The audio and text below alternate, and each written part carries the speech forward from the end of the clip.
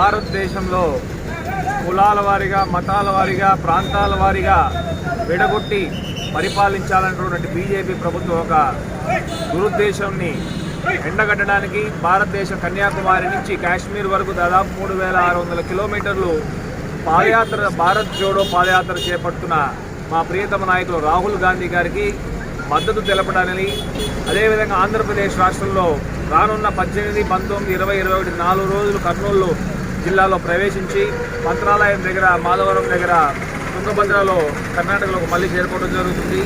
దీనిలో భాగంగా ఇవాళ చిత్తూరు జిల్లాకు సంబంధించి యువజన కాంగ్రెస్ ఆధ్వర్యంలో పెద్ద ఎత్తున జన సమీకరణ, యువజన కాంగ్రెస్ కార్యకర్తలు అనేక నియోజకవర్గాల నుంచి కూడా మనం ఇక్కడి నుంచి తరలి వెళ్లే కార్యక్రమంలో భాగంగా ఇవాళ ఇక్కడ రావడం జరిగింది సన్నాహక సమావేశాల్లో.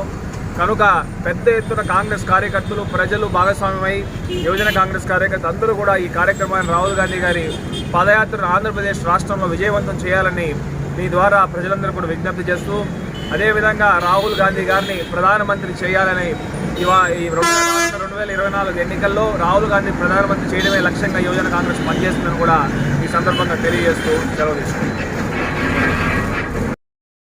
యువజన కాంగ్రెస్ అధ్యక్షులు రాకేష్ రెడ్డి గారు రావడము, పొలంనేరు నియోజకవర్గం తరఫున ఆయనకు ధన్యవాదాలు తెలుపుతూ, భారత్ జోడో యాత్ర గత సెప్టెంబర్ 7వ తేదీ నుంచి మొదలయ్యి కన్యాకుమారి నుంచి ఈరోజు మన భావి భారత ప్రధాని అయినటువంటి రాహుల్ గాంధీ గారు పాదయాత్ర చేస్తూ కన్యాకుమారి నుంచి మొదలుపెట్టి ఈరోజు తమిళనాడు కానివ్వండి, కేరళ కానివ్వండి, అదేవిధంగా కర్ణాటకలో చేయడం జరుగుతోంది.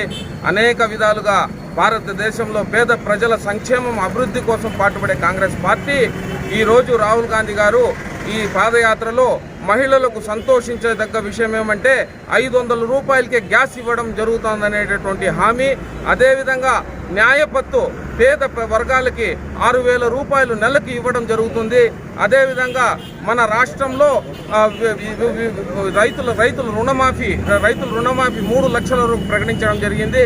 అదేవిధంగా ప్రత్యేక హోదా, అదేవిధంగా బుద్దేల్ఖండ్ మన రాయలసీమకి, ఉత్తరాంధ్రకి ఈ బుద్దేల్ఖండ్ ప్రత్యేక ప్యాకేజ్ ఇవ్వడం జరుగుతోంది.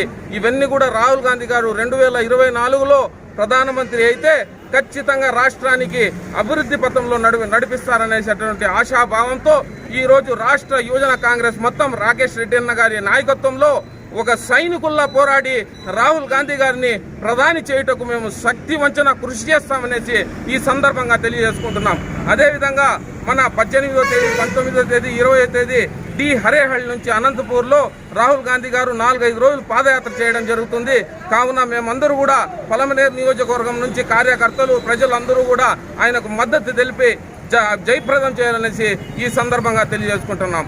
జై బోలో రాహుల్ గాంధీ గారికి, జై బోలో సోనియా గాంధీ గారికి, జై బోలో రాకేష్ రెడ్డి గారికి.